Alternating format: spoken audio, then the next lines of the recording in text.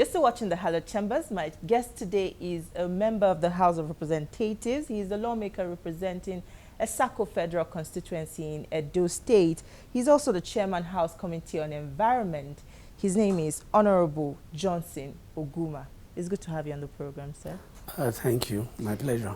All right, so we'll delve straight into the matters now. We've seen the devastation that floods have caused around the country, and we have also heard where lawmakers, came all out to also voice their concerns about this devastation and its impact on the people. And one of the major complaints we've seen from lawmakers is a supposed or an alleged lopsidedness in the distribution of all interventions by NEMA. What do you have to say about this? Do you agree? Because NEMA says this is has denied all these claims. NEMA cannot deny the claim. It's not just even a claim, it's a fact. That was what happened. And I think to my own understanding of the whole issue is, I think NEMA, I don't know whether it's politics they are playing or that the whole thing is lopsided, and I'm not comfortable with the way they handle things, and they keep giving wrong information to the public. That they'll be here, they'll be there, they'll be there. And this erosion that has devastated our people is not something that was not envisaged. We already knew that it was coming. Not just signs, there were information everywhere that this thing was coming and it's going to be in this type of magnitude. And for NEMA to start going about our bid to all the states, even when NEMA never visited my state. And there are so many other states that they never visited. They just assume that when they reach out to one, it covers all. It's not. And that they are not sincere, and I'm not comfortable with it. All right, you walked out of the Ecological Fund public hearing or the probe. Why your outburst? Because I couldn't stand the wrong or false information that NEMA management were presenting before the committee. What are those false information? So claiming that they have been to all states in Nigeria and that they have met with senators. They contacted senators and they contacted House of Assemblies members in the various states. So I asked NEMA, my area, we are not represented in the State House of Assembly since 2019. In the whole 6 local government, my senatorial zone, we don't have any member in the State House of Assembly since 2019. And my senator was never contacted, and I am here. Did he disclose that to you? I'm aware that he was never contacted. I even myself, I moved in motion concerning the 2 or 3 local governments that are affected in my constituency, my federal constituency. So there was no sign of NEMA. I will keep repeating. And these motions were collated because so many constituencies were affected in Nigeria. So for NEMA to sit before us, it was telling us that President approved some relief and other grains, and that they have finished distribution, and it's the 36 states and FCT. The flood is not an allocation. It was not an allocation that was meant to be distributed 36 states plus FCT. If FCT was not affected with flood, there are so many other states that were not affected with flood. So why giving wrong information that all the materials were distributed across 36 states with FCT? So I was not comfortable with the lies. And my people were never reached. So that was the outburst. And after I've finished whatever I had in my mind, so I felt that there was no need remaining. So many states, including Bayelsa State, have kicked against the submission of the Humanitarian Affairs Ministry, which says Jigawa is the worst hit in terms of the flood and devastation. Is this also the case with your state? Do you agree with this position? And anybody say Jigawa is the worst hit? The whole water empties through Bayelsa to the ocean. How can you say Jigawa? Jigawa is just a transit state for the flood that was coming all the way from Cameroon. So to say Jigawa was worst hit, that is an understatement. Anybody living along the river Niger, all of us, whether Anambra, Edo, Delta, all over. So when you say Jigawa is only a transit state. So the whole flood that you experience this period, emptied through Bayelsa and others, that is where you have the tribute to the channels. So it cannot be. In your own little way, have you made any sort of interventions? I'm talking about the lawmakers in your own community. Since you have not seen the presence of NEMA in that community, what interventions have you, on your part, made for your people? Yeah, we have made arrangement with even some other agencies. I've spoken and I've written, and within the next 2 days, I'm sure NDDC will be reaching my people. I have about 3 communities affected. Don't you think this may also be like a case of lawmakers not performing their oversight functions duly as expected? Because if they are performing, at least before these sort of things happen, you know, they should already be ahead of what is going on and ensure that all these interventions are distributed evenly. Your statement will not be totally out of place, because NEMA, there's a committee in the House that is supposed to oversight NEMA. And we are aware of this coming flood. So if you say we have not done our job, I wouldn't know. It's only the committee that is in a position to say something concerning that. But I know that when a disaster that was already known, this is not the first time it's happening. We are aware that even dams in Cameroon were opened. But by the way, what does it take us as a government or as a country to whether build some dams along these channels or dredge the rivers so as to increase the volume? In terms of interventions and preventing future occurrences, because we understand, according to the future predictions for coming years, that we may even witness more devastating situations than what has happened currently. So how are lawmakers engaging NEMA and other relevant agencies to ensure that, this is something that we know that is coming, but how are these interventions going to be evenly distributed and to ensure that people don't really feel the impact as much as they did now? It's an interventionist organization. That is why they call it National Emergency Management Agency. When there is an unforeseen occurrence, NEMA and all other agencies, they have to step in to ameliorate the effects of any disaster. You understand? Interfaces with NEMA, that is not the responsibility of NEMA, is not to, prepare grounds for mitigation. Their own is that after occurrence, their duty is to ameliorate the effects of the disaster. But the question is purely an executive issue. When you say National Assembly members, our own is to make provision for when there is an unforeseen contingencies in the budget, which we have been doing. I hope you understand me. And again, interfacing with NEMA, the only one we interface with NEMA is when there is an emergency. And how do we interface with NEMA? When a disaster happens, members or as a group will come up with motions informing both our electorate and even Nigerians where there is a problem, because we are representative of the people. Then that is now communicated to NEPA for intervention. NEMA for intervention.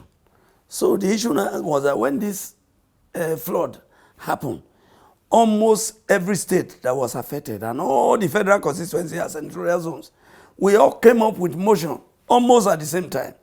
So the House said, no, we need to collate all the motions and approach the issue head on.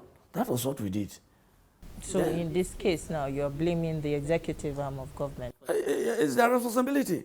Yes, I have to, because I don't have to shy away from the truth. Because we are aware this similar thing has happened in the past. Since 2012, this thing has been happening. We were aware that this one was coming. Now we are managing one. We should expect by next year another one will happen. So we should begin to take measures to mitigate against any future reoccurrence. We already knew that by next year, now we are aware that by next year, something similar will happen. That even the Cameroon, they will release water. And yet, we know about the climate change, what is happening all over. So our duty is to begin to plan. We don't have to wait for people to die before we make provision or prepare grounds.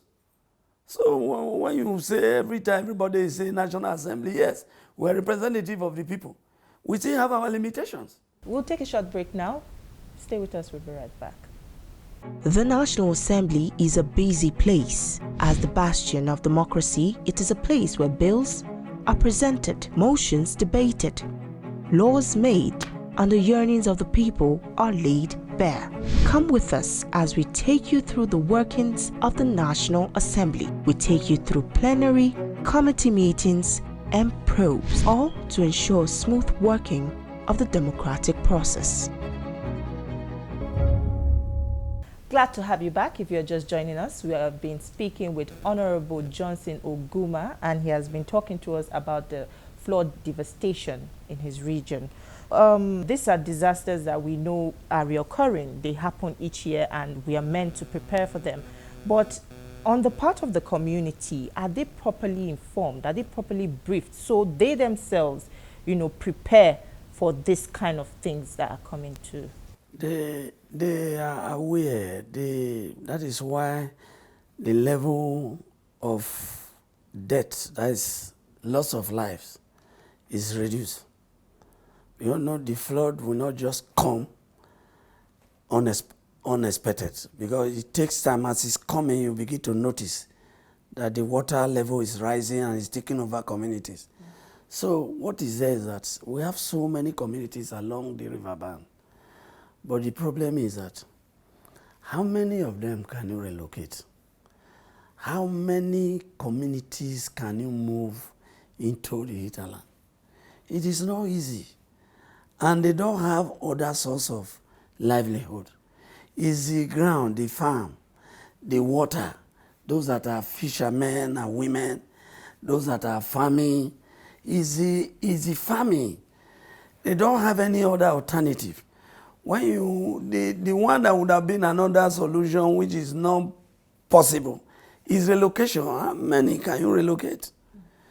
So that the number of deaths is the level that it is because they are aware that they are in for another trouble. They know. But it's the responsibility of the government to find solution to this problem. We can dredge River Benue, we can dredge River Niger, we can create dams along the line and a form of buffer stock that can take volumes of water. You understand? We, as government, we should live. There are similar things in some countries in the US. We can build walls, Look at Lagos.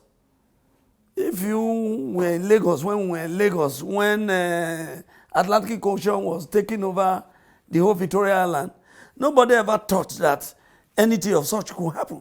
But today, even inside the Atlantic, you have a city there. So it's planning and execution. So as lawmakers, we are ready to assist the executive to find a permanent solution to this problem. And as the chairman of the House Committee on Environment. I understand that you have definitely been meeting with government ministries, departments, and agencies during these budget defense sessions. And maybe in some of these sessions, this kind of questions would have come up. How have you, as the chairman of that committee, also intervened by advising the government on intervention and strategic plannings to this kind of events? The only way to advise government, a chairman House Committee on Environment, is to use the budget, to direct the budget to do the right thing. But you discover that even in our budgeting, it's envelope system. Envelope system. You will realize at times when the executive will send a bill, send a budget bill, they want to insist that the budget must not be tampered with. And meanwhile, the budget is a bill. It's a bill presented to the House. It's an executive bill, which we must work on. But if we are to handle it the way we should handle it, there will be confusion in the system. You know, but as a government, both the executive, the legislature, and the judiciary, we are all three fingers in one arm. We must work together to deliver the dividends to our people. But the question is that when you say, it's only the minister that will appear before me. And the minister, the budget, the environment budget is not enough to even, some states have more than what the Federal Ministry of Environment is. Have you made a case in this regard? Yes, I've been talking. I've been making cases, but I'm equally aware that we are cash strapped. I'm equally aware that we don't have enough. But this is actually a pressing matter. I don't think it's something that should be swept under the carpet and wait for a reoccurrence. It's actually an urgent matter. Nobody is sweeping anything under the carpet. Yeah, but you're already making excuses for that. I'm not making any excuses. Because that is why you talk about priorities. Prioritizing needs. So I expect that the executive, those concerned, should prioritize needs and see how we can make provision so that this thing will not occur again. Because this one that just happened, it has never been this magnitude before. If by next year another one like this happen, my sister, I wouldn't know how to put it, what will happen. Because you could remember when this one happened, we couldn't even move. We couldn't even leave Abuja. Those on the other side could not even come to Abuja. So we need to quickly do something. If this budget cannot solve it, we should quickly, there is room for supplementary budget. There's room for supplementary budget. There's no number of times that is restricted for executives to submit a supplementary budget to solve a problem that is imminent, that we are already seeing that is causing havoc. Moving on to other matters, let's talk politics. You won't be returning to the House of Representatives next year. Speak to us about your future plans and also the experiences you may have gathered during your time in the House of Representatives, how you're going to use it to further your future political ambitions. Speak to us about that. I'm not returning to the Federal House of Representatives. It is not by my design. It is the design of people. It's just the design. People designed that I should not come back. It was not my wish not to return. Why is that? Do they feel you didn't represent them as you should? That they cannot take from me. That they cannot take from me. I have represented my people the way and manner they have never experienced before. You are a journalist. You can take time off and go and interview my people. Whether in terms of bees, whether in terms of motions, whether in terms of zonal interventions, whether in terms of training my people, empowering them in the area of training, teaching them something that can make them independent of whether government or any other thing. I have done more than anybody. has done, those before me. Even as I speak with you, I am wondering whether even the one that is coming after me, whether I'll be able to cope with what I have done. What I have done, my sister, I don't know if you want me to mention, but... Yeah, you can go ahead. It will be difficult. It will be difficult to... So with all your accomplishment, is it that your constituency, your people in your constituency, are they considering you for other elective positions, or what actually went wrong? I cannot say that now, because all I know is that for God to allow it to happen, He must have a higher place that He's taking me to.